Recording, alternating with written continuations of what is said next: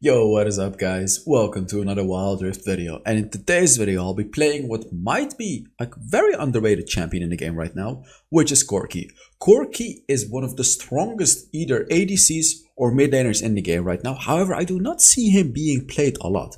So that's why I decided to make a video for you guys to teach you exactly how to dominate your game with Corki. I'm going to explain the build in the beginning part of the video. There's timestamps in the description to skip to the gameplay immediately.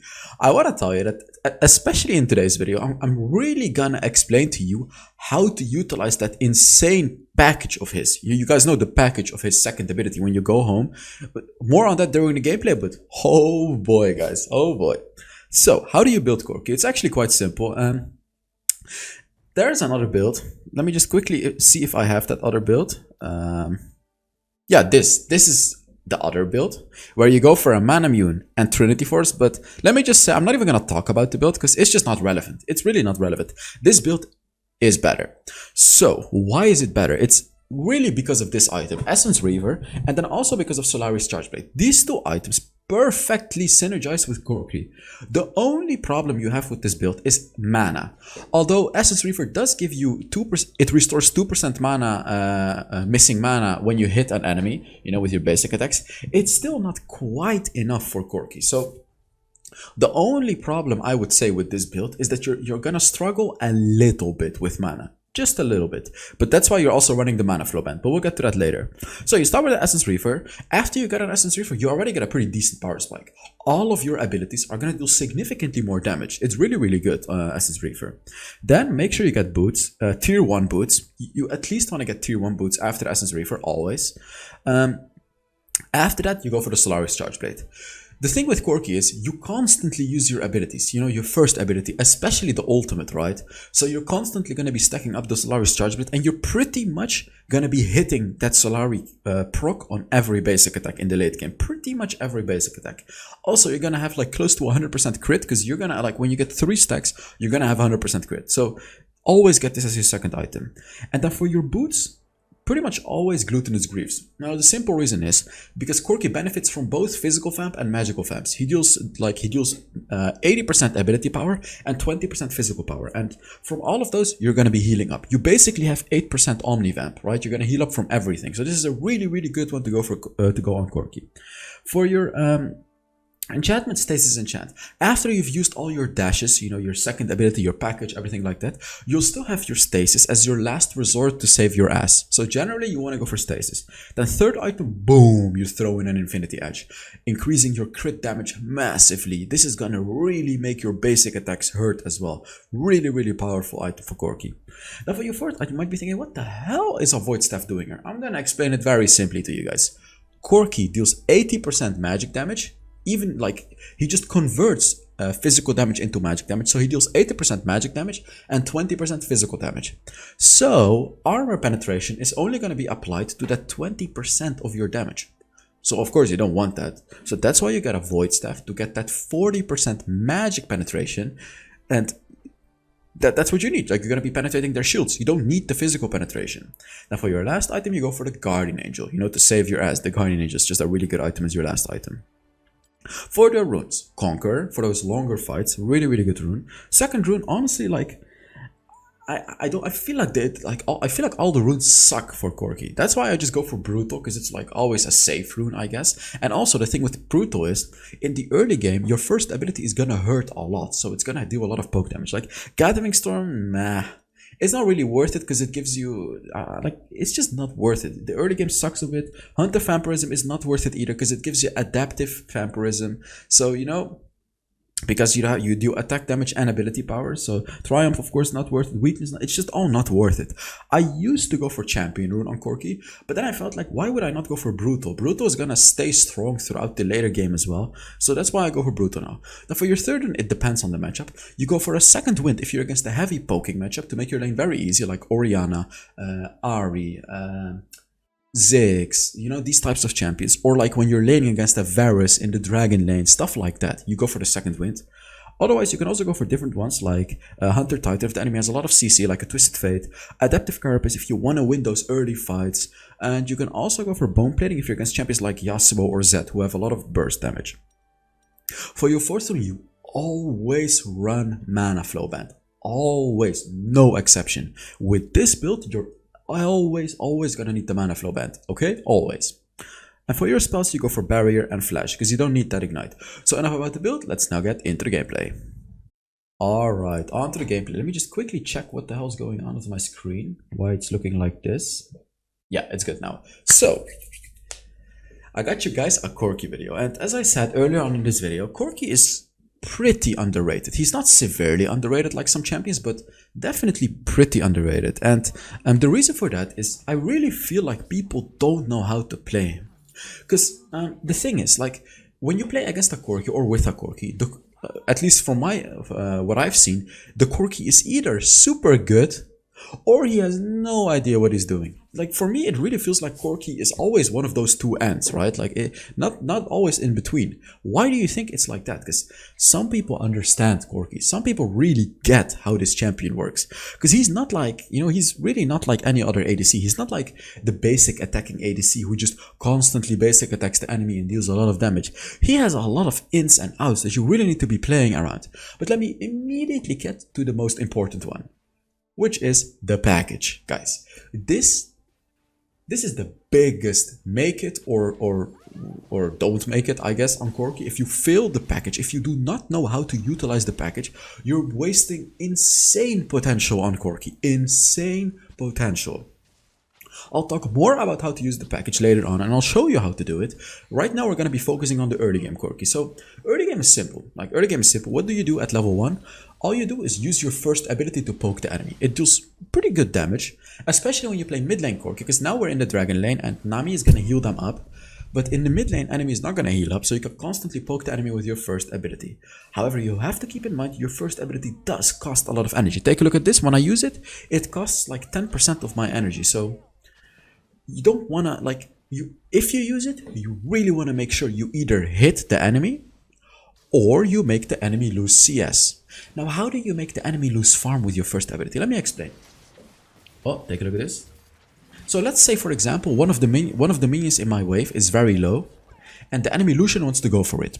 So I know that the Lucian is gonna go for it. You know, you can exactly predict where the Lucian is gonna move.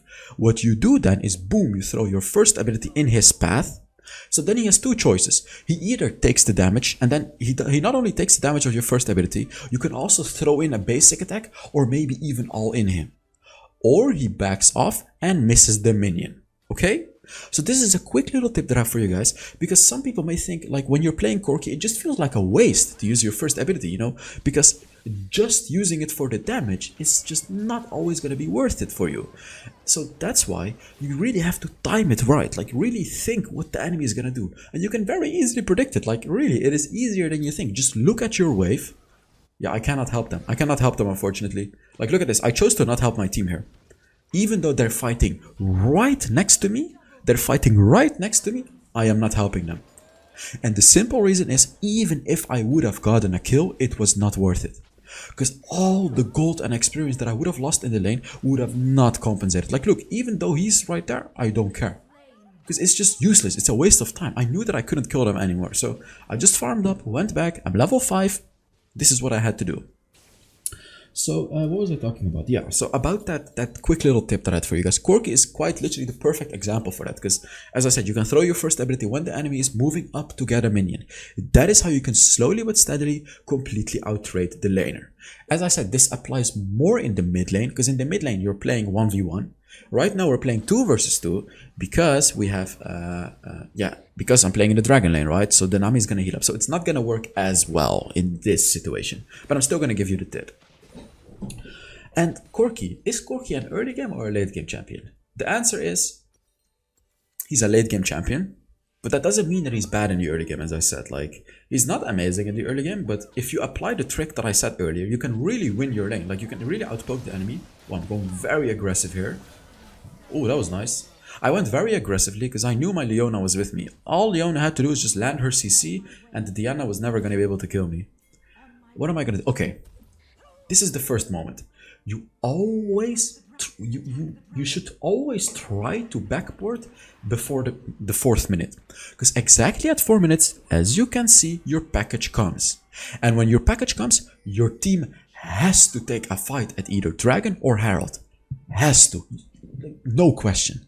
You will always have an advantage with the package, always, no matter your composition. Look at this, look.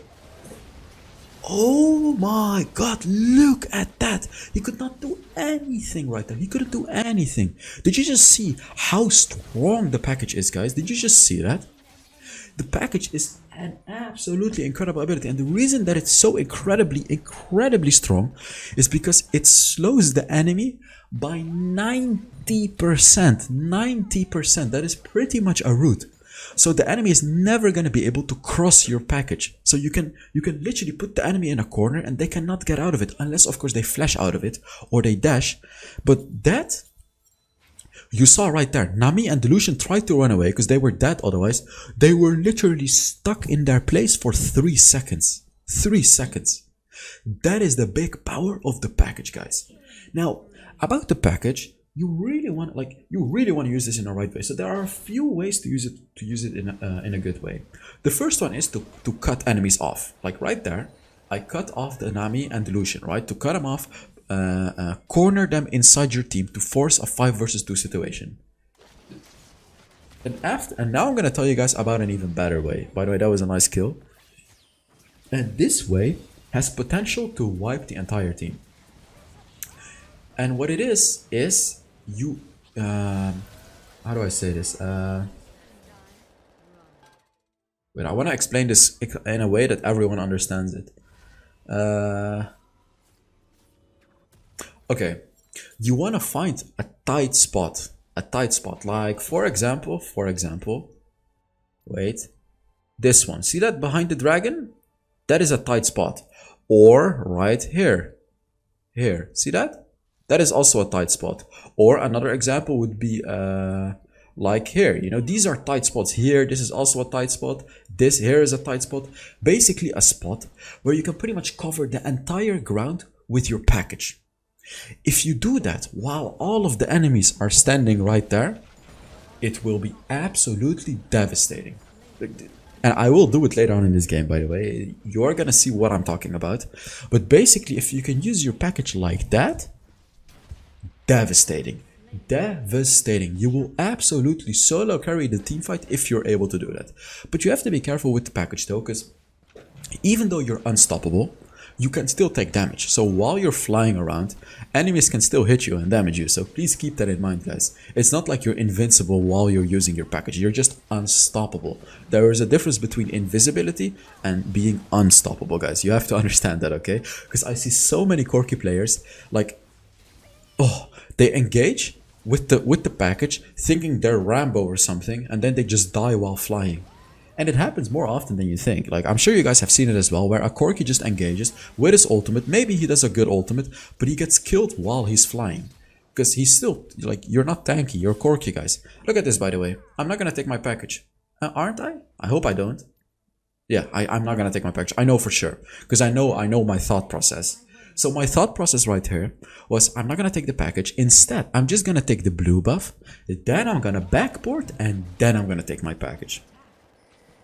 I'm not going to ask you guys to test your knowledge on this one because it's obvious. It's obvious. So let me tell you, the dragon is spawning soon. It's spawning in like 35 seconds, and I want to have my package when the dragon is up. If I would have taken my package earlier and then got into the blue buff and then waited for the dragon, my package would have been gone before the dragon had even spawned. You do not, like, you shouldn't think that you should always use your package whenever it's available. No, no, no, no, no. You can leave it there up until you need it, because the cooldown is how long is it? 150 seconds, I believe, which is 2.5 minutes. So you don't want, like, it's an important cooldown. You don't want to just waste it, right? So here the dragon is up. What am I gonna do? I'm not gonna attack the dragon that much. I think I am gonna look for a good package. So let's take a look at where I'm positioning myself. This is the tight spot that I'm talking about. Right here, this is a tight spot. Yeah, we got the dragon already. My package is running out, so I should just use it. Oh, look at this, look at this. Tight spot, tight spot. Look at this. Oh my god, look. Look what happens if you use your ultimate in a tight spot. What? Pentakill, come on. Look at this, look at this. No, come on. Boom, that's a quadra kill. Why did I not get a quadra kill? Come on, that's a pentakill. I call that a pentakill. Where is my penta? Oh, baby. Oh, baby. Did you see that package? 99% of that pentakill was my package right there. Did you guys just see how powerful your package is if you use it in a tight spot?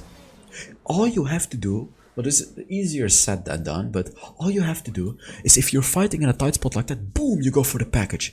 And another tip that I have for you guys is save your barrier for when you're using the package, because you can use your barrier during your package. So, you know, even if the enemies all attack you, you can tank up a little more damage with your barrier. But oh my god, that was the perfect example of a package. That was the absolute perfect example for a package, guys. By the way, guys, thank you so much for smashing your heads on the keyboard in the last video. It really helps with the YouTube algorithm. So, you know, if you just want to put down a comment, even if it's just something, just anything, it just, you know, if you don't mind, it really helps the channel. And if you do mind, it's okay. Just watch the video and enjoy it. I'm just asking if you want to support, you know, giving videos likes, comments, blah, blah, blah. It helps, right? It helps. So if you want to, wow, we just got, wow. Damn, what was it? Wait, what? How did we all die? I want to see that again. Look at this. We all got destroyed by Orianna. Let's take a look at how that happened. So we're all full life here. Orianna comes in. See, oh, Diana comes in. Then Orianna throws her balls. I get ulted by Diana. Then I get ulted by Orianna. And then oh, we got comboed. Wow. That's a lot of damage. Pooh.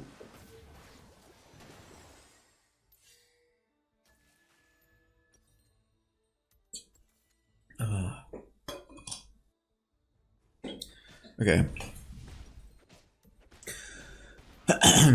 Oh, yeah, I remember now as well. I was thinking about going for a With's End because I just realized, like, this is also what you have to do in your games.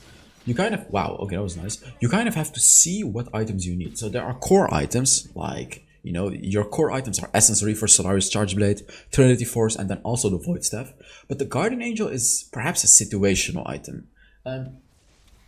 You can also go for another item, and those other items are not With's End actually, which I realized later on in this game. But the other item, what is it called? Maw of Malmortius. It's not the best item. In contrary to that, it's actually a pretty bad item.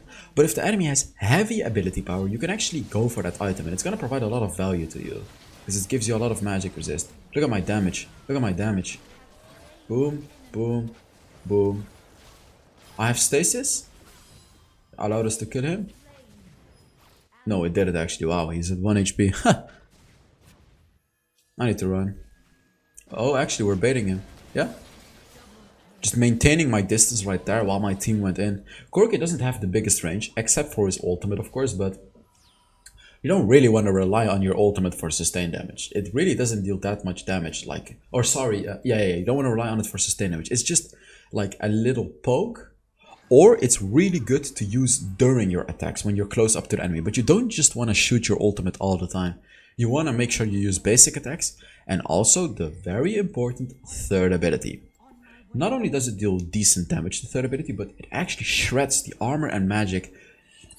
The armor and magic resist of the enemies. This really... Sorry. Oh my god. I'm looking for another package. Look at this. Look at this, look at this, look at this. I'm looking for another package. Look, look, look. Oh my god! I did it again! I did it again! Look at that package, guys. That is how you use a package with Corki. Oh my god, again, almost a quadra kill. But that is, like, this is exactly how you use your package with Corki.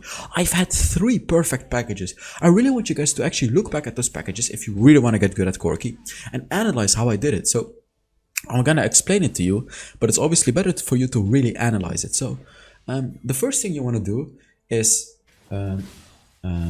look at potential enemies that you can catch out. Like that first package, I saw the Lucian and the Nami and I caught them out. The second potential you should look for is if you cannot catch an enemy out, you have to look for tight spots. Try to start a fight at a tight spot. Like you saw my team doing the dragon there, but I didn't help them.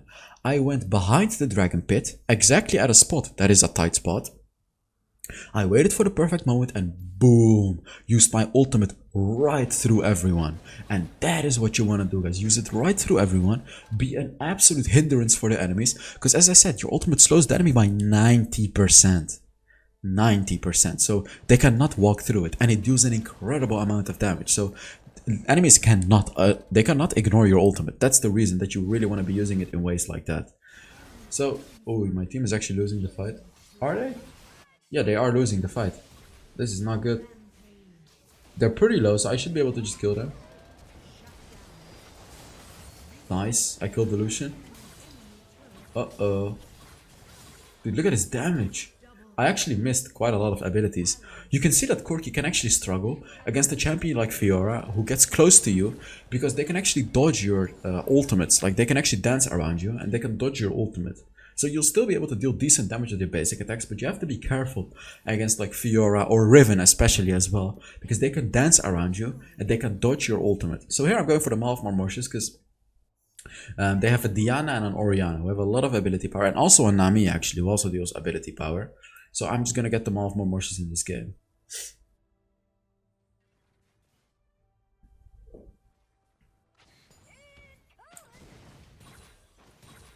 Yeah, Hex Drinker, that's a good item.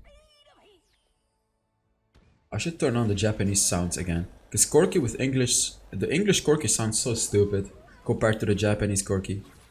Like, the Japanese Corki is so much more fun.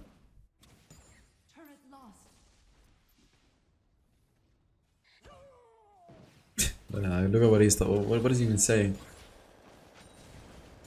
And another quick drafting tip for Corki is he's not the best against very big range champions, like a Jinx or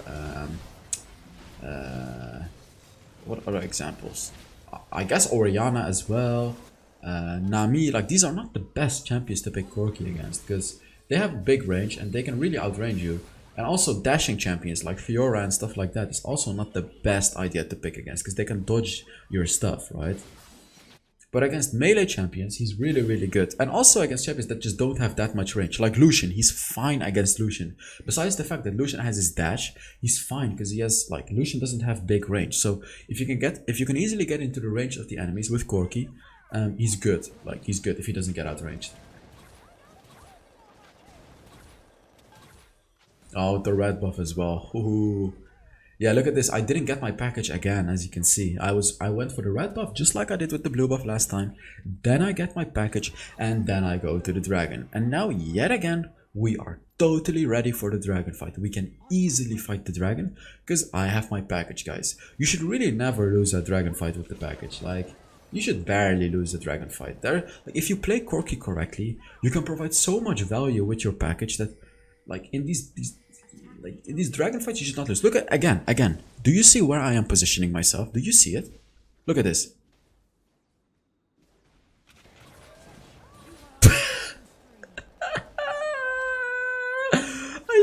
I just pretty much one-shotted him right there. I'm waiting for my package. Boom! Boom! Look at the package, guys. Oh my god, how much damage it deals. And just look at me roasting these enemies, guys. Incredible. Like, the packages have been absolutely incredible this game. Oh, that's nice, man. That's nice. Jungle diff. I mean, their Lucian was actually not bad. That jungler was pretty bad. But yeah, it was also Corki diff, guys. So thank you guys so much for watching. Let's take a look at how much damage I did. Oh, floating suddenly.